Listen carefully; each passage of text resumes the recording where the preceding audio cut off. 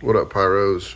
Nothing really special here, just curious about these two shells. We have the Majin Bu 8-inch salute and the Grim Reaper 8-inch salute.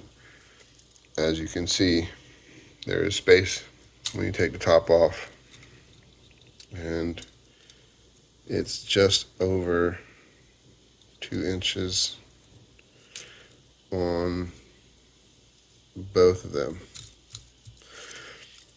So I'm not going to take them apart, but I'm going to weigh them. We'll start with the Grim Reaper. 243. That's a lot. And the Majin Bu, to me it feels heavier. Yeah, 253. One more time.